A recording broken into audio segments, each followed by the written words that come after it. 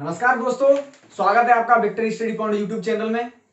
दोस्तों आज हम पढ़ेंगे जो 10th क्लास की ज्योग्राफी का जो 6वां चैप्टर है विनिर्माण उद्योग, इसका पार्ट सेकंड है। हम इसका पार्ट फर्स्ट कवर कर चुके हैं। उसमें हमने पढ़ा था, जैसा उसमें हम शुरुआत से और अंत तक पढ़ रहे थे। तो अंत में हमारा जो टॉपिक था सूत्री वस्त्र उद्योग, मतलब वस्त्र उद्योग। जो विनिर्माण में उद्योग है उसमें वस्त्र उद्योग था। उस वस्त्र उद्योग के जरिए हमारा पहला जो उद्योग था सूती वस्त्र उद्योग, क्योंकि सब वस्त्र उद्योग में आते हैं, जूट पटसन वाला सूत वस्त्र।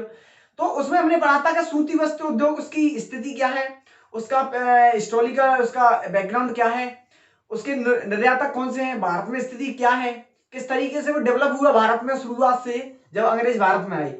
आज पढ़ेंगे दोस्तों जो पटसन उद्योग है, दूसरा है आज का जो उद्योग का जो पॉइंट है वो दूसरा है, क्योंकि फर्स्ट हम पढ़ चुके हैं। तो दूसरा है दोस्तों जो पटसन उद्योग। तो जैसा हमने पढ़ा कि सूती वस्त्र उद्योग में हमने जाना कि किस किस जगह इसका संकेंद्रण है मुख्य। लेकिन बात करें दोस्तों के जो सूती वस्त्र जो पटसन उद्योग है, इसका दोस्तों भारत में जो सामान निर्मित सामान का जो मुख्य उत्पादक है दोस्तों, क्योंकि जिसके जरिए जो सामान बनता है पटसन उद्योग में, उसका निर्यात दूसरे देशों में होता है और उसका मुख्य उत्पादक है। अब बात करें दोस्तों जो पटसन उद्योग है भारत में, इसकी स्थिति या जो भी हम कुछ पॉइंट पढ़ेंगे। तो जो पटसन उद्योग भारत का है, ये बांग्लादेश के बाद इसका द्वितीय स्थान है, क्योंकि बांग्लादेश का जो वस्त्र उद्योग है पटसन उद्योग वो विश्व में विख्यात है। उसके बाद अगर द्वितीय की बात करें निर्यात में, वो है भारत का। तो कभी कभी ये भी पूछा जाता है कि वस्त्र पटसन उद्योग में प्रथम स्थान किसको प्राप्त है, तो बांग्लादेश का आराम से कर सकते हैं, तो इसको पूर्वी पाकिस्तान कहा जाता था। लेकिन द्वितीय स्थान भारत का पटसन उद्योग है दोस्तों। लेकिन जो दोस्तों जो मुख्य पटसन उद्योग है, इसका जो मुख्य संकेंद्रण है वो हुगली नदी के तट के और पास है। हुगली नदी कहां है दोस्तों, पश्चिम बंगाल में है। उसी नदी के तट के और पास इधर उधर, मतलब पूरा संकेंद्र एक 98 किलोमीटर चौड़ी और 2-3 किलोमीटर लंबी एक पट्टी सी है, मेखला टाइप की है, वहां पे इन उद्योगों का मुख्य संकेंद्रण है। कौन से, पटसन उद्योग का। तो हम कह सकते हैं मुख्य पटसन उद्योग कहां है, पश्चिम बंगाल के जो हुगली नदी है उसके और पास है दोस्तों। अब बात करें दोस्तों के भारत में पहला पटसन उद्योग कहां लगाया गया था, सीधी सी बात है पश्चिम बंगाल में। लेकिन दोस्तों जो भारत में प्रथम पटसन उद्योग लगा था वो रिसरा में लगा था, हुगली नदी के तट पे ही 1855 में। क्वेश्चन पूछा भी जाता है। और मैंने फर्स्ट पार्ट में पढ़ाया था। तो दोस्तों जो फर्स्ट पार्ट है आप वो भी पढ़िए, अगर आप पढ़ना चाहते हैं तो डिस्क्रिप्शन बॉक्स में लिंक मिलेगी, उसको भी पढ़िए।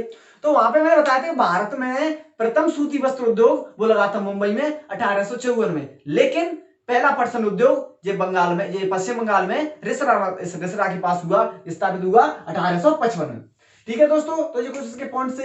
अब बात करते हैं दोस्तों, जैसे मैंने बताया कि भारत में मुख्य पटसन उद्योग हुगली नदी के तट पे हैं। तो दोस्तों बात यह है कि हुगली नदी के तट पे ही क्यों है, इसका मुख्य कारण क्या है, ये क्वेश्चन पूछा भी जाता है इस चैप्टर से। मुख्य क्वेश्चन ये है कि जो पटसन उद्योग है भारत में वो सबसे ज्यादा संकेंद्रण हुगली नदी के तट पे ही क्यों है।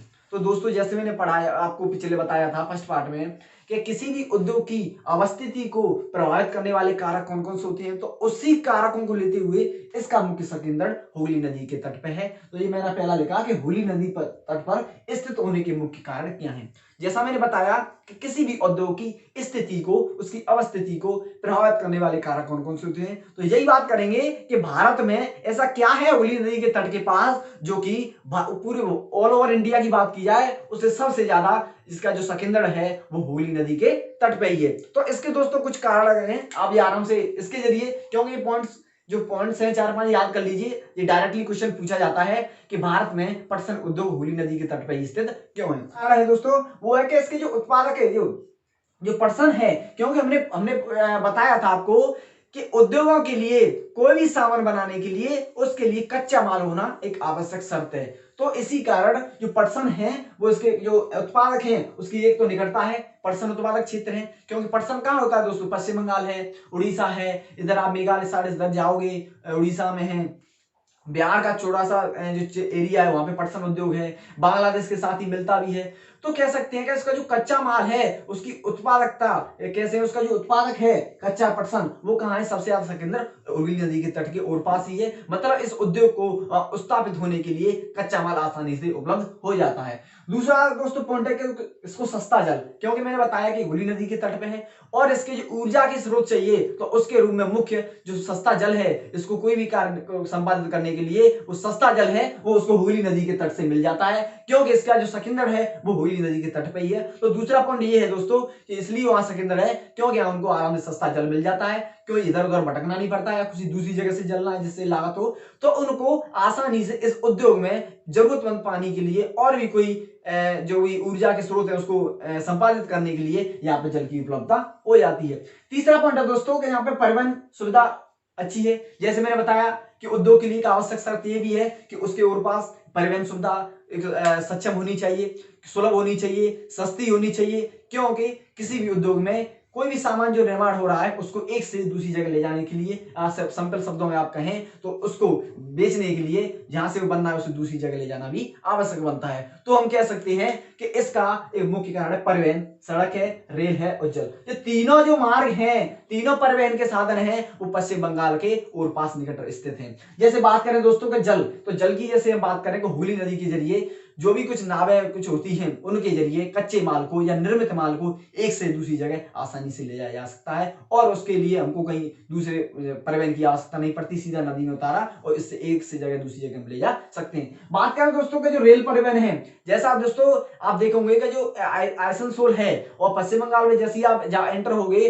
बर्नपुर, कुल्टी, बहारनपुर, जहां से जो उद्योगों की एक श्रृंखला सी है, वहां पे क्या है पश्चिम बंगाल में एक दिल्ली है, मुंबई हाईवे वाला है, एक आसनसोल वाला है, एक जो सीधा रेल मार्ग है वो सीधा जो कोलकाता जुड़ा हुआ है, तो जैसे सियालदा एक्सप्रेस है जो आप बहुत सारी मार्ग से जुड़ा हुए हैं। तो हम कह सकते हैं कि पश्चिम बंगाल के इस क्षेत्र के पास सुलभ या उच्च मात्रा में, अच्छी मात्रा में वहां पर क्या परिवहन की सुविधा है, मुख्य रूप से जल सुविधा, जल परिवहन और ये रेल परिवहन, क्योंकि रेल वहां से कनेक्ट, जो रेलों का कनेक्शन है वो अच्छी तरीके से वहां रेल का जाल बिछा हुआ है, इससे एक से जगह दूसरी जगह माल को ले जा सकते हैं। और सड़क परिवहन भी अच्छी सी अपनी स्थिति में है, क्योंकि सड़क परिवहन आज के समय में दोस्तों सड़क परिवहन भी अपनी उच्च भूमिका निभाता है, क्योंकि ट्रकों के माध्यम से एक से जगह दूसरी जगह माल ले जाने। अब बात करें दोस्तों सस्ता श्रम, क्योंकि मैंने जैसे बताया था कि किसी भी उद्योग को स्थापित करने के लिए एक सस्ता श्रम चाहिए, क्योंकि अगर हम सस्ता श्रम होगा तो हम उसकी उत्पादकता अधिक होगी और पैसा अधिक बच सकता है और हमारा लाभ का जो सिद्धांत है वो आराम से प्राप्त हो सकता है। तो दोस्तों जो बिहार है, जैसा हम देखते हैं जो पश्चिम बंगाल है उसके बगल में उड़ीसा देख लीजिए, बिहार है और भी कुछ जो पूर्वी राज्य टिके हुए हैं, क्योंकि यहाँ पे देखोगे उनकी जो श्रम की सहभागिता दर है, जैसा कह सकते हैं कि इन राज्यों में श्रम बहुत अच्छी मात्रा में पाया जाता है और यहाँ की बिहार को देखा जाए तो वहां पे श्रम बहुत अच्छी मात्रा में है, क्योंकि वहां पे दोस्तों लोग गरीब हैं और उनके लिए रोजगार चाहिए। तो जो उद्योग है इसके लिए सस्ता श्रम है वो बिहार से, उड़ीसा से, रत्नागिरी, जो रत्नागिरी जैसा हमने सूती वस्त्र उद्योग में बताया था वहां से क्या रत्नागिरी से उनको क्या सस्ता श्रम मिलता था, लेकिन इनके लिए उड़ीसा से, बिहार है, पश्चिम बंगाल है और पास के जो भी कुछ स्टेट्स हैं वहां से इनको आराम से सस्ता श्रम मिल जाता है और सस्ता श्रम मिलेगा दोस्तों तो इनकी लागत कम लगेगी और इनका मुनाफा अधिक होगा। तो चौथा जैसे पॉइंट बढ़ा के सस्ता श्रम है। अब बात करें दोस्तों जो कोलकाता है, जैसा मैं मतलब इसमें पॉइंट्स वही हैं जो किसी भी औद्योगिक की स्थिति को प्रभावित डायरेक्टली करते हैं। अब दोस्तों जैसे मैंने बताया था कि नगरीय केंद्र के रूप में बैंकिंग सुविधा है, वहां पे परिवहन, बीमा है,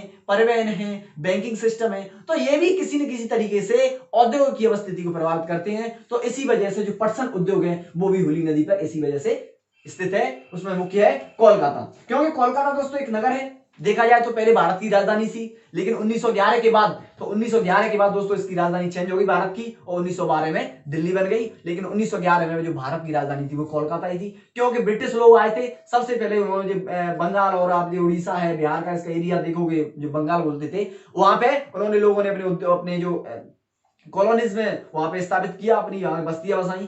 तो कह सकते हैं दोस्तों के और जो कोलकाता है वो शुरुआत से ही इनिशियली देखे हैं जब ब्रिटिश लोग आए थे वहीं पे एक नगरीय केंद्र रहा था, जो ब्रिटिश लोग अपनी कोई भी जो एडमिनिस्ट्रेशन उनका चलता था, उनकी जो भी कोई क्रिया चलती थी, कोई भी काम होता था, तो वो मुख्य उनका जो बाजार था, मुख्य बाजार केंद्र था कोलकाता। तो कोलकाता में दोस्तों मुख्य इनको नगर के रूप में इनको भूमिका मिल जाती है। वहां पे बैंकिंग सिस्टम है, जीवन बीमा, स्वास्थ्य और भी सुविधा है जो भी इस उद्योग को स्थापित वहां होने में मिलती है। अब बात करें दोस्तों पत्तन की सुविधा, जैसा आज देखोगे अगर हमको अपने देश के अंदर ही अंदर किसी भी चीज को ले जाना है तो अमूमन हम किसका उपयोग करते हैं? जल परिवहन का और सड़क परिवहन का, रेल परिवहन का। लेकिन अगर हमको दूसरे देशों में ले जाना है, जैसे बांग्लादेश है, बांग्लादेश में हमको इसको ले जाना है, तो वहां पे दोस्तों जो हुगली है और 240 किलोमीटर यहां से अगर आगे देखोगे ऐसा समथिंग है, कोलकाता पत्तन है, हल्दिया है, जैसा आप देखोगे, और हुगली नदी है, इनके जरिए से इसके लिए एक पत्तन की सुविधा भी यहाँ उपलब्ध होती है। और हुगली नदी है, हल्दिया पत्तन है, आप देखोगे कोलकाता पत्तन है, इससे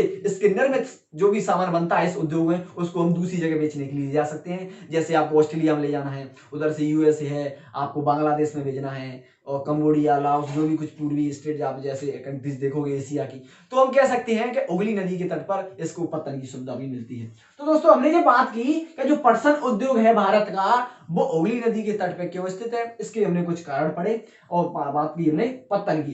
दोस्तों जैसा आपने बताया कि आप 5-6 पॉइंट आइए आराम से याद कर लीजिए, ये किसी भी तरीके से पूछे जाते हैं, ये क्वेश्चन पूछा जाता है। अब बात करें दोस्तों जो भारत का आपका जैसे पटसन उद्योग है, दोस्तों पटसन उद्योग भारत में देखा जाए ना विश्व में दूसरा स्थान है बांग्लादेश के बाद। लेकिन कुछ आज के समय में इस उद्योग की कुछ चुनौतियां हैं।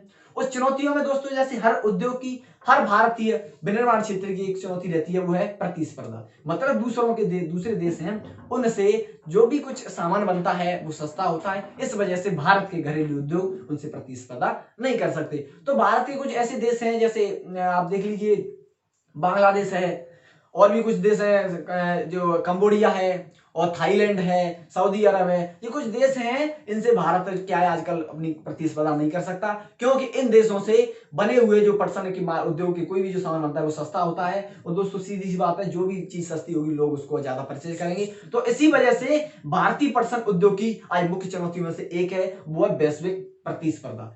क्योंकि इसके इंटरनेशनल मार्केट की बात की जाए पटसन उद्योग की, तो मुख्य चुनौतियों में एक है, क्योंकि कुछ देश ऐसे हैं जो इसको एक कहते हैं ना कुछ मशीनों से बनते हैं। जैसे पहले उद्योग क्रांति हुई थी ब्रिटेन में, तो वहां पे क्या है, जो कोई भी सामान या कपड़ा था वो किससे बनता था? मशीनों से बनता था। तो सीधी सी बात है उसकी जो लागत होगी वो बहुत कम होगी, तो लोग उसको परचेज करेंगे जो उनको कम प्राइस में मिलेगा।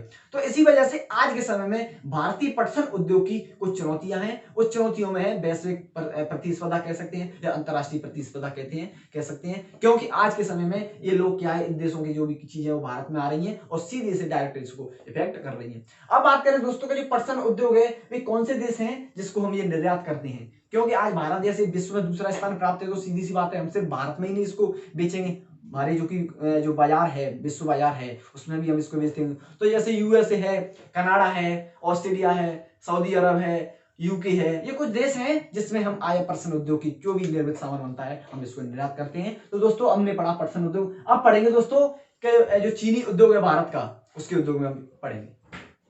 अब देखते हैं दोस्तों कि जो चीनी उद्योग है, वो चीनी उद्योग दोस्तों भारत में इसकी अगर स्थिति दोस्तों देखा जाए तो जो चीनी उद्योग है, अगर विश्व में बात की जाए दोस्तों, तो ये ब्राजील के बाद चीनी उद्योग में भारत द्वितीय स्थान पर आता है। लेकिन जो गुड़ और खांडसारी है उसकी सूची की बात करें तो उसमें प्रथम स्थान पर है। तो ये रही दोस्तों इसकी जो चीनी उद्योग है उसकी विश्व में इसका क्या स्थान है।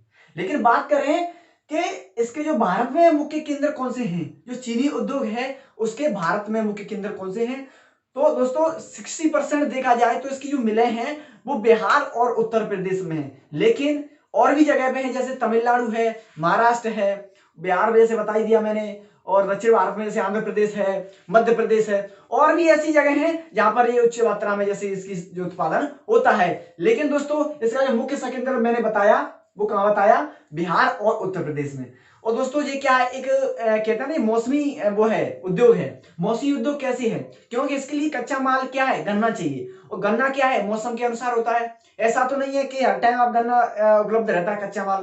तो जो गन्ना उद्योग है वो एक मौसमी उद्योग है, मौसम के अनुसार ही चलता है। जैसे ही इसमें मौसम अच्छा आएगा, जैसे ही कच्चा माल मिलेगा तो ये शुरू हो जाता है और कुछ समय के लिए बंद भी रहना पड़ता है कहीं कहीं जगह पे, लेकिन अलग है, कई जगह पे कोई समय में गन्ना होता है, किसी जगह पे कम है। और इसकी जो सुक्रोज दोस्तों, जैसा गन्ना, जैसे मैंने बताया कि जो गन्ना है, गन्ना में क्या है कि सुक्रोज की मात्रा पाई जाती है, उसी की वजह से इसमें क्या है गुड़, जो भी चीनी है, खांडसारी, वो इससे प्राप्त की जाती है। लेकिन किसी किसी जगह पे दोस्तों इसकी गन्ना तो होता है, लेकिन उसमें जो सुक्रोज पाई जाती है उसकी मात्रा कहीं कम या अच्छी मात्रा में नहीं होती, तो उसी वजह से कुछ प्रदेशों में ये अच्छी तरीके से उत्पादित नहीं किया जाता। लेकिन दोस्तों अगर बात करें बिहार और उड़ीसा, जैसे बिहार है और उड़ीसा में भी है थोड़ी सी जगह पे, लेकिन उत्तर प्रदेश, मध्य प्रदेश, यहाँ पे क्या है सुक्रोज की मात्रा फिर भी सही है। इसी वजह से इस उद्योग को कच्चा माल स्थापित हो जा कच्चा माल मिल जाता है। इसी वजह से इसका जो मुख्य स्थापित जगह है वो है बिहार और उत्तर प्रदेश।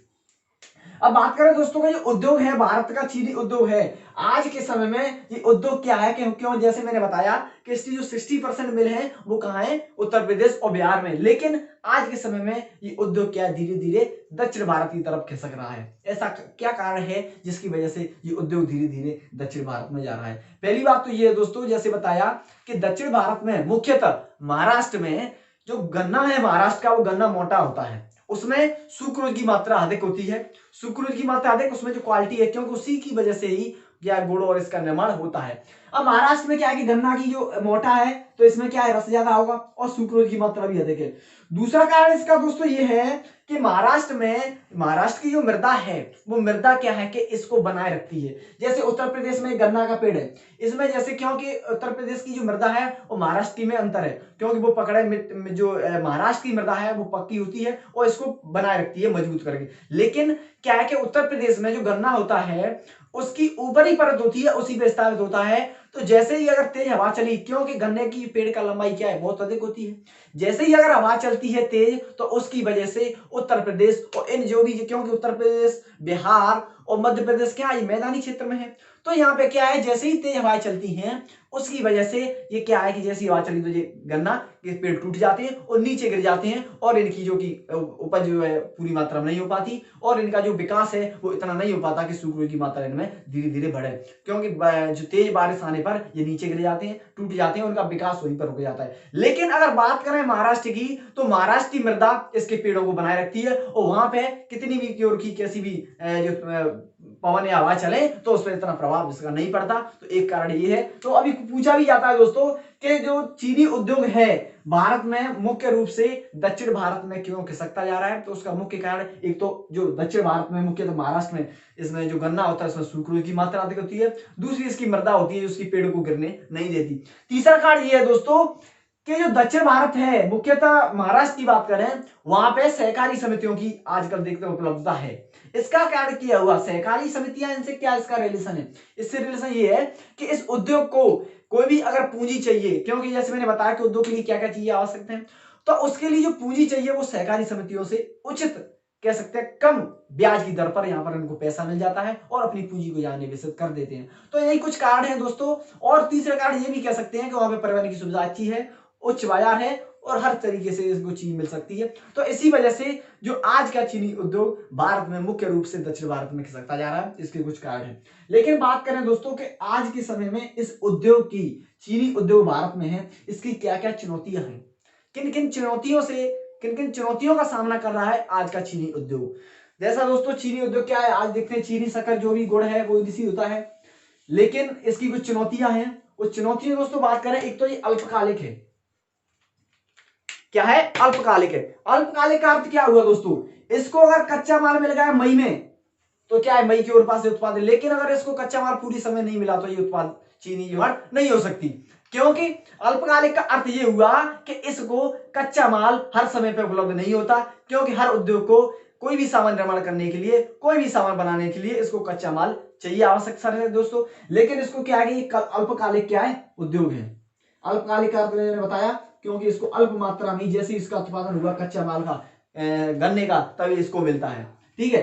दूसरा दोस्तों, आज का इसने आसानी से इसको उपलब्ध नहीं हो पाते, क्योंकि जैसा दोस्तों जिस चुनौतियों में शामिल जैसी बात करें, तो आजकल में इसके लिए जो कच्चा माल है, कच्चा माल अगर एक जगह से दूसरी जगह ले जाएंगे, जैसे महाराष्ट्र में आपने कोई भी मिल लगाई, तो उस मिल के लिए आपको कच्चा माल वही चाहिए, क्योंकि इसका एक चीज होती है दोस्तों, इसको जैसे ही अगर इसके कच्चे माल को हम ज्यादा ट्रेवल करें, दूसरी जगह से ले जाएं, तो इसमें सुक्रोज की मात्रा धीरे धीरे घटने लगती है। क्यों घटने लगती है दोस्तों? सीधी सी बात है, उसमें क्या है, रस होता है। रस जैसे ही जड़ से टूट के जाएगा तो क्या है, रस की जो जैसे ही स्टार्ट होता है ना रस बनना, तो धीरे धीरे खत्म हो जाएगा। तो अब विदिन मतलब इसको कच्चा माल से गन्ना कटने के पीरियड तक कम से कम इसको एक या एक दिन ज्यादा से ज्यादा इसको जहां पे ये बनना है वहां पे उस फैक्ट्री में इसको पहुंचना चाहिए। लेकिन क्या है कि कुछ ही कच्चा माल तो अब जैसे बिहार में बनना है और आपकी मिल है महाराष्ट्र में, तो वहां से ले जाने का जो ट्रेवल है कितना टाइम लगेगा, तो उसकी सुक्रोज की मात्रा धीरे धीरे घट जाती है। तो ये भी इसका मुख्य कारण है, यातायात के साधन इतने उपलब्ध नहीं हो पाते जो तुरंत उसके कटने के बाद, फसल के बाद ये उद्योगों में ले जा सकते हैं। तीसरी बात दोस्तों ये करेंगे, इसकी जो तकनीक है वो तकनीक इतनी उन्नत नहीं है, तकनीक की कमी है। ठीक है दोस्तों। अब चौथी बात करें दोस्तों कि आज के समय में इसके लिए मुख्य कारण बना हुआ है अल्पकालिक, मतलब एक मौसमी, क्या है, ये एक मौसमी उद्योग है और इतनी सहकारी समितियों का अस्तित्व नहीं रहा है कि इनको आराम से पूंजी निर्माण करा सकें। तो इसी वजह से जो चुनौतियां हैं आज चीनी उद्योग की, वो मैंने बताया आपको। एक तो ये अल्पकालिक है, यातायात के साधन इसमें उपलब्ध नहीं है, तकनीक की कमी है, और एक मौसमी उद्योग है जिसमें हर समय पे इसको कच्चा माल उपलब्ध नहीं हो पाता और इसको एक जगह से दूसरी जगह इसके कच्चे माल को ले जाने के लिए इसकी सुक्रोज की मात्रा घट जाती है। तो दोस्तों हमने पढ़ा चीनी उद्योग, इसमें विश्व में क्या स्थान है, जैसे मैंने बताया कि ब्राजील के बाद द्वितीय स्थान प्राप्त है। भारत में इसे मुख्य रूप से कहाँ है, इसको दक्षिण भारत में जो उद्योग क्यों खिसक रहा है, चुनौती इसकी क्या है। अब दोस्तों देखेंगे आगे जो खनिज उद्योग है उस उद्योगों के बारे में विस्तार से जानेंगे। हाँ, अब बात करेंगे दोस्तों, जैसे हमने पढ़ा कि वो उद्योग पढ़े थे, वो थे कृषि आधारित उद्योग। कृषि आधारित उद्योग इसका मतलब क्या हुआ, इसका मतलब ये हुआ कि उनके लिए जो कच्चा माल है वो कृषि से प्राप्त होता था। तो उन उद्योगों जैसे पटसन उद्योग है, आपका जो सूती वस्त्र उद्योग है, जूट उद्योग है, और अपने जो चीनी उद्योग पड़ा, वो कैसे उद्योग थे, वो कृषि आधारित उद्योग थे। लेकिन अब बात करेंगे दोस्तों जो खनिज आधारित उद्योग हैं। खनिज आधारित उद्योग वे उद्योग होते हैं जिनके लिए जो कच्चा माल चाहिए वो खनिज आदि इन पे डिपेंड रहता है। खनिज से जो भी उनको कुछ खनिज चाहिए, कोई कोकिंग है, आपका लो अयस्क है, मैग्नीज है, ये भी सारे जो खनिज हैं उनके लिए वो कच्चा माल चाहिए, तो उन उद्योगों को कहते हैं खनिज आधारित उद्योग। इसमें प्रथम है कि लौह तथा इस्पात उद्योग। दोस्तों इस उद्योग से आप पहले से ही परिचित हैं, इस उद्योग। और लेकिन बात करेंगे दोस्तों ये लोहा तथा जो इस्पात उद्योग है, इस पर बात करेंगे कि इसको आधारभूत उद्योग क्यों कहा जाता है, इसको भारी उद्योग क्यों कहा जाता है, इस्पात के उत्पादन तथा इस खपत को किसी देश के विकास के साथ क्यों जोड़ा जाता है, और कच्चा माल इसके लिए क्या चाहिए। भारत में मुख्य लोहा संयंत्र जो इस्पात संयंत्र है वो कहाँ कहाँ स्थित है, और जो छोटा नागपुर पठार है वहां पर अधिकांश जो भी संयंत्र हैं वो वही विकसित क्यों है, या वही उनके होने का कारण मुख्य क्या है। इन्हीं कुछ पॉइंट्सों के साथ इस उद्योग को हम समाप्त करेंगे, लोहा तथा इस्पात उद्योग। दोस्तों बात करें पहले पॉइंट की कि इसको आधारभूत उद्योग क्यों कहा जाता है। दोस्तों आधारभूत उद्योग इसको इसलिए कहा जाता है क्योंकि जो हल्के उद्योग, जो भी कुछ उद्योग हैं उनके लिए कोई भी कच्चा माल या कोई भी कुछ संयंत्र चाहिए किसी भी चीज को बनाने के लिए, तो वो सब इनको यहीं से चाहिए। क्योंकि कोई भी मशीनरी चाहिए, कोई भी हल्के फुल्के कोई पुर्जे चाहिए, कोई और भी सामान चाहिए जो लोहा इस्पात से बना है, तो वो किस उद्योग में बना हुआ, इनमें। तभी से वो इस मशीन से यहाँ से कोई भी मशीन लेके और वो छोटे से माल को उत्पादित कर सकते हैं। तो और दोस्तों और बात कर रहे हैं, आधारभूत इसलिए कहा जाता है क्योंकि और सारे जो भी कुछ मटेरियल हैं, जैसे रक्षा सामग्री है और स्वास्थ्य संबंधित है और रक्षा की है, और कोलगेट बोरोस, आप कोई भी कुछ भी चीज देखोगे, जो आज आप बोर्ड भी देखो, ये कहाँ बना है, ये लोहा इस्पात उद्योग में कुछ मुझे इसका निर्माण हुआ होगा। और ये रक्षा सामग्री है, और जो भी शिक्षा से संबंधित कुछ भी उपकरण हैं, और आप देखोगे कि दवाई की उपकरण है, प्रौद्योगिकी है, रक्षा की है, साइंटिफिक कोई भी चीज है, वो सारी चीजें क्या है, वो कहाँ निर्माणित हुई हैं, वो कहाँ निर्मित हुई हैं, वो हुई हैं इनमें लोहा तथा इस्पात उद्योग में। तो इसी वजह से इसको आधारभूत उद्योग कहा जाता है, क्योंकि और सारे जो भी छोटे मोटे उद्योग हैं उनको ये आधार देने का कार्य करते हैं। कहने का अर्थ ये हुआ कि उन उद्योगों को ये छोटी मोटी मशीन, पुर्जे, जो भी कुछ उनको कच्चा माल चाहिए या कोई मशीन चाहिए छोटी, इवन वो भी सभी इसी उद्योग में बन के आई होती है। और वो छुई जैसे कोई उद्योग है, उस उद्योग में अगर ये उसको ब्लेड बनानी है, जो भी सेविंग करते हैं वो ब्लेड बनानी है, तो उस बनाने के लिए उसको मशीन चाहिए। तो मशीन कहां से आएगी? वो एसी से आएगी, यहीं से एसी उद्योग में बन के वो मशीन क्या है यहाँ पर आएगी दोस्तों। तो इसी वजह से इसको आधारभूत उद्योग कहा जाता है। ये क्वेश्चन पूछा भी जाता है कि लोहा तथा इस्पात उद्योग को आधारभूत उद्योग क्यों कहा जाता है। तो समझ में आया कि आधारभूत उद्योग इसको क्यों कहा जाता है। अब बात करें नेक्स्ट पॉइंट है अपना कि इस उद्योग को भारी उद्योग क्यों कहा जाता है। तो भारी उद्योग इसलिए कहा जाता है क्योंकि इसके लिए जो कच्चा माल है और इसका जो निर्मित माल है वो दोनों ही भारी तथा स्थूल पदार्थ होते हैं। क्योंकि इसमें जो भी कच्चा माल चाहिए वो भारी मात्रा में, उच्च मात्रा में चाहिए, बहुत अच्छी मात्रा में, क्योंकि कोई छोटा मोटा उद्योग तो होता नहीं। इसके लिए भारी मात्रा में क्या है, कच्चा माल चाहिए, स्थूल चाहिए, वजन वाला चाहिए, और इससे जो भी कुछ सामान निर्माण हुआ है वो भी स्थूल होता है। जैसे कोई मशीन बनी, कोई बड़ी बड़ी मशीन है, कोई भी आप देखिए जो ट्रेन बना रही है मशीन है, जो ट्रेन वर्क में काम करती है, और भी कोई मशीन है, कोई भी जो सब हर, क्योंकि आज का समय में हर चीज के लिए मशीन का उपयोग हो रहा है। तो जो मशीनें हैं वो कहां से आती हैं, इसी उद्योगों से आती हैं, और उनका वजन क्या है, भारी और स्थूल होता है। इसी वजह से इसको भारी उद्योग कहा जाता है। और इसके लिए जो परिवहन है वो भी अच्छी मात्रा में होना चाहिए। अच्छी मात्रा का अर्थ क्या हुआ, क्योंकि इसके लिए कच्चा माल बहुत मात्रा में चाहिए, तो बहुत सारा इसको अच्छे से परिवहन चाहिए, और कच्चा माल भी भारी मात्रा में होना चाहिए, क्योंकि इसमें बहुत सारी इकाइयों का निर्माण होता है भारी मात्रा में। तो इस वजह से इसको भारी उद्योग कहा जाता है। ठीक है, क्योंकि कच्चा माल और इससे जो सामान बनेगा वो भी स्थूल एवं भारी होता है। अब बात करते हैं दोस्तों कि जो इस्पात का उत्पादन है और इसकी खपत है वो किसी देश के विकास के साथ इसको क्यों जोड़ा जाता है। किसके, इस्पात का उत्पादन कितना हो रहा है, क्योंकि दोस्तों जैसे मैं बताइए आधारभूत उद्योग है इस्पात उद्योग, क्योंकि आज के समय में जो भी कुछ मशीनें बन रही हैं, जो जहाज बन रहे हैं, कोई भी कुछ वाहन बन रहे हैं, वो सब किस में बन रहे हैं, लौह इस्पात उद्योग में।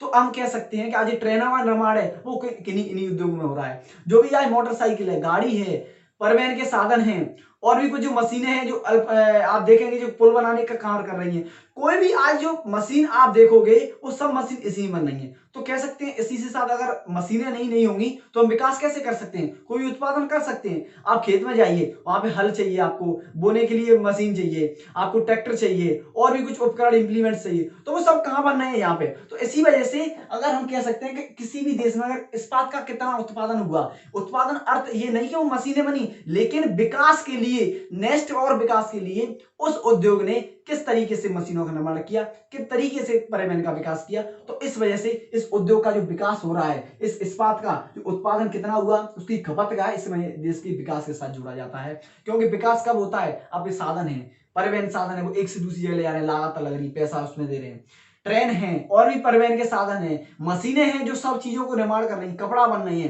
कोलगेट है, बुरश है, अब जो भी आज आप बिस्किट बन रहे हैं, कुछ भी चीज है वो मशीनों से बन रही है। और मशीन कहां बनती है, वो किससे बनती है, इस्पात से। तो इस वजह से इस इस्पात के उत्पादन तथा इसकी खपत को किसी भी देश के विकास के पैमाने के साथ इससे जोड़ा जाता है। क्योंकि हर आज के समय में जो भी चीज आपको आप बाहरी तरीके से जो दिख रही है, कोई भी चीज है जो उसमें थोड़ी सी प्रौद्योगिकी का इस्तेमाल हुआ है, वो सब इस्पात से बन रही है। कुछ भी चीज देख लीजिए, आपके मोबाइल से, आपके जो सफर यात्रा करते हैं, जहाज है, आप रेलगाड़ी है, और भी साधन है, और कोई मशीनें हैं, कोई भी निर्माण हो रहा है, आपके जो कपड़े सिल रहे हैं, कुछ भी सामान है, आप जो बर्तन में खाना खाते हैं, वो सभी क्या है, वो इस्पात से बनता है। तो इस वजह से इस्पात के उत्पादन को किसी भी देश के विकास के पैमाने के साथ जोड़ा जाता है। अब बात करें दोस्तों को इसके लिए जो कच्चा माल क्या चाहिए, इस उद्योग के लिए जो अपने आप में आधारभूत है, भारी उद्योग है, विकास के साथ एसोसिएटेड है, लेकिन इसको जो कच्चा माल क्या चाहिए, तो दोस्तों कच्चा माल इसके लिए मैग्नीज जो है वो तो इसको एक तरह से कहते हैं ना कि कठोरपना दिखाने के लिए, कठोर बनाने के लिए इसको उपयोग किया जाता है। इसके लिए क्या है कि लोहा अयस्क है, कोयला है, कोकिंग है, मतलब जो चूना पत्थर बोलते हैं वो है, और मैग्नीज है। मैग्नीज का उपयोग किया जाता है कि लोहा को कठोरपन देने के लिए और उसको कठोर बनाने के लिए। तो इसलिए इसको जो कच्चे माल था जो भी इस उद्योग में यूज किया जाता है। तो क्या सेल क्या है, जो सेल, तो जो सेल के जरिए ही जो भी कुछ सार्वजनिक कोई भी जो इस्पात हैं, इस्पात मतलब कहने का अर्थ युवा के उद्योग हैं, ये उद्योग क्या है कि इसी के जरिए अपने माल को एक से दूसरी जगह बेचते हैं। इसकी फुल फॉर्म है steel authority of India limited, या स्टील अथॉरिटी इंडिया लिमिटेड कह सकते हैं। तो इसी के जरिए दोस्तों जो भी है, सेल क्या है, एक सार्वजनिक उपकरण है। इसकी 1954 में इसकी स्थापना हुई, किसकी, सेल की। ठीक है, इस सेल के जरिए ही जो भी उद्योग हैं, इस्पात उद्योग, इसके जरिए अपने सामान को दूसरी जगह बेचते हैं। किसके जरिए, सेल की जगह। अब बात करें दोस्तों कि भारत में इसका मुख्य संयंत्र जो इस्पात संयंत्र हैं, मुख्य उद्योग हैं, लोहा संयंत्र इसके वो कहां पे हैं, किस किस राज्य में इनकी स्थापना की गई है और कहां कहां पर जो लोहा इस्पात उद्योग है वो स्थापित है। तो बात करें दोस्तों अगर भारत की, आप नीचे से चलिए, जैसे आप तमिलनाडु में देखिए, तमिलनाडु की तो चलिए तो वहां पे सेलम है। जैसे आप जाएंगे कर्नाटका में तो वहां पे विजयनगर है, भद्रावती देखोगे आप, वहां पे जो विश्वेश्वरैया है वो है। जैसे आप आंध्र प्रदेश में आएंगे तो आंध्र प्रदेश में क्या है, सेलम है, जो सॉरी विशाखापट्टनम है। जैसे आप ऊपर चलिए उड़ीसा में आइए तो राउरकेला है। बात करेंगे दोस्तों झारखंड की तो झारखंड में बोकारो है, जमशेदपुर है। और बात करें दोस्तों छत्तीसगढ़ की, छत्तीसगढ़ में भिलाई है। पश्चिम बंगाल में जो बर्नपुर है, जैसा बर्नपुर देखोगे आप, और वहां भी बहुत सारे ऐसे संयंत्र हैं जो हर राज्य में स्थापित हैं दोस्तों। इसी जरिए जो भारत में मुख्य जो संयंत्र जो छोटा नागपुर पठार है वहां पे इसका स्थापन है। ठीक है, क्योंकि जैसे मैंने अपने हर राज्य की तरफ से मैंने बताया, उड़ीसा में बताया, पश्चिम बंगाल में बताया, बिहार है, बिहार में भी तो इतना नहीं है, लेकिन जो बोकारो है, भिलाई है, सेलम है, भद्रावती है, और आप जैसे देखो विजयनगर है, विश्वेश्वरैया है। ठीक है, तो ये सारे क्या है, ये संयंत्र हैं जो भारत में मुख्य उत्पाद के संयंत्र हैं। ठीक है दोस्तों, तो भारत में कभी कभी लोकेशन में पूछा जाता है कि जैसे मैं आपको बर्नपुर बताया, कुल्टी बर्नपुर बताया, इसको दर्शाइए। आपको बोल दिया कि भिलाई को दर्शाइए, राउरकेला को दर्शाइए, तो आप स्टेट से आराम से इसको आपसे इंडिकेट कर सकते हो। अब बात करें दोस्तों के जो भी कुछ संयंत्र हैं इसकी स्थापना मुख्यतः देखा जाए तो जो छोटा नागपुर का पठार है, छत्तीसगढ़, झारखंड, उड़ीसा, बिहार वाला, इसी एरिया में इसके अधिकांश उद्योग इस्पात संयंत्र क्यों हैं। क्यों का अर्थ है दोस्तों, हर कोई उद्योग होता है उसके लिए, जैसे मैंने बताया कि किसी भी उद्योग के लिए कुछ अवस्थिति के लिए मुख्य कारण होते हैं, उसी वजह से वो उद्योग वहां पर स्थापित होता है। तो इसके लिए दोस्तों बात करें कि जो भी आप झारखंड है, छत्तीसगढ़ है, उड़ीसा है, पश्चिम बंगाल है, वो सारे जो भी उद्योग हैं वो क्या है, छोटा नागपुर के पठार वाला जो एरिया है उसमें आते हैं। लेकिन वहां पे ये सबसे ज्यादा उसकी उपस्थिति वहां क्यों है, तो इसके कुछ कारण है दोस्तों। पहला तो क्या है दोस्तों, वहां पे जो कच्चा माल चाहिए इन उद्योगों के लिए, कोयला चाहिए, बोकारो है, राउरकेला है, उड़ीसा में जाइए उड़ीसा से मिल जाएगा, सुंदरपुर है, आप भिलाई है, भिलाई के पास है, छत्तीसगढ़ है, बोकारो है। इन सारी जगहों से इनको कच्चा माल प्राप्त होता है, कोयला। लोहा इस्पात उद्योग, जो लोहा इसको चाहिए इस उद्योग के लिए, वो इनको आराम से मिल जाता है। इसके लिए परिवहन की सुविधा चाहिए, वो उच्च मात्रा में अच्छी है, सुलभ है। और इसके लिए श्रम चाहिए, श्रम भी अच्छी मात्रा में है, क्योंकि श्रम आपका उधर बिहार, उड़ीसा, छत्तीसगढ़ और बिहार, इधर आप उड़ीसा में देखेंगे, पश्चिम बंगाल में, ये सारी जगहों से इसको सस्ता श्रम मिल जाता है। और साथ ही साथ इसको जो भी कुछ ऊर्जा के कुछ सोर्स हैं जो ऊर्जा संयंत्र के लिए चाहिए, पानी है, आप देखिए स्वर्णरेखा नदी है, डीवीसी है, दामोदर वैली कॉर्पोरेशन है, उड़ीसा में कुछ नदियां हैं, और जैसे आप देखोगे भिलाई में जाओगे तो भिलाई के जस्ट बगल में क्या है, ट्रेन की पटरी है, तो उसको उसके कच्चे माल को एक जगह से दूसरी जगह ले जाने के लिए भी उच्च या सुलभ मात्रा में क्या है दोस्तों, क्या है, परिवहन की सुविधा उपस्थित है। और वहां पे जो कुछ लोहा आप देखोगे, कोलकाता में देखोगे, उड़ीसा में देखोगे, पारादीप है, कोलकाता पत्तन है, इसके जरिए कच्चे माल से या निर्मित माल को एक से दूसरी जगह भारत की राज्यों में या विदेशों में ले जाने के लिए, जापान जाने के लिए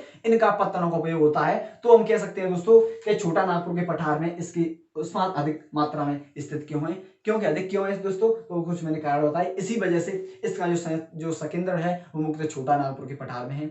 अब बात करेंगे दोस्तों कि जो विकास, जो लोहा इस्पात उद्योग की बात करें दोस्तों, इसका विकास भारत में कैसे हुआ, किस तरीके से दोस्तों, तो अगर देखा जाए दोस्तों 1950 से दशक थे, तो शुरुआत में क्योंकि जैसे चीन है दोस्तों, आज मुख्यतः खपत करने वाला जैसे चीन है, चीन मुख्यतः लोहा संयंत्र इस उद्योग का सबसे जो देखा जाए खपत करने वाला और निर्माण करने वाला वो चीन है। लेकिन भारत भी दोस्तों दूसरे स्थान पर आता है। लेकिन 1950 के दशक से देते हैं, जैसे ही हम स्वतंत्र हुए वहां से भारत में धीरे धीरे इसका विकास होते गया। लेकिन चीन और भारत दोनों आज भी दोनों साथ हैं। यह साथ कहने का अर्थ ये हुआ कि आज भी चीन में जितना भी लोहा इस्पात हो रहा है उतना भारत में ही, और भारत में उच्च क्वालिटी में भी हो रहा है। बहुत सारे देश हैं जो भारत आज भी निर्यात उन देशों के लिए कर रहा है। लेकिन दोस्तों हमारे देश में जो उद्योग ये है लोहा इस्पात उद्योग, ये अच्छी मात्रा में है, लेकिन फिर भी हमको दूसरे देशों पर निर्भर है। उच्च क्वालिटी का हमको इस्पात लेने के लिए कुछ ऐसी चीजें होती हैं जिसको बनाने के लिए हमसे भी और अच्छा उच्च क्वालिटी का हमको क्या चाहिए, इस्पात चाहिए। तो उसके लिए हम दूसरे देशों पर अभी भी डिपेंड है, और उन देशों से आज भी हम लोहा इस्पात संयंत्र उद्योग के जो भी कुछ उपकरण है, जो भी इस्पात है, कच्चा माल है, वो आज भी हम निर्यात या आयात करते हैं। लेकिन निर्यात की बात करें दोस्तों तो आज भी भारत में जो जो भी इस उद्योग से कच्चा माल है इस उद्योग के लिए या इससे निर्मित कोई भी जो माल है उसको हम दूसरे देशों में आज भी हम निर्यात करते हैं। और भारतीय उद्योग या भारतीय उद्योग परिस्थिति के लिए या भारतीय उद्योग की परिधि के लिए क्या है, तो इस उद्योग को दोस्तों कह सकते हैं कि हम उद्योगों की एक रीढ़ मानते हैं, बैकबोन माना जाता है, क्योंकि इस उद्योग के जरिए ही और सारे उद्योग स्थापित हुए हैं। क्योंकि उनके लिए जो मशीनें हैं, कोई भी और उपकरण चाहिए, उनके लिए कुछ मशीनों के लोहा से संबंधित कुछ कच्चा माल भी चाहिए, तो उन उद्योगों में स्थापित होता है। दोस्तों जैसा हमने पढ़ा लोहा तथा इस्पात उद्योग, इसमें हमने पूरे डिस्कशन किया क्या है, कच्चा माल क्या चाहिए, इसके लिए आधारभूत क्यों कहते हैं, भारी उद्योग क्यों कहते हैं, और इस्पात के उत्पादन खपत को किसी भी देश के पैमाने के साथ क्यों जोड़ता है, ये हमने पॉइंट पढ़े दोस्तों।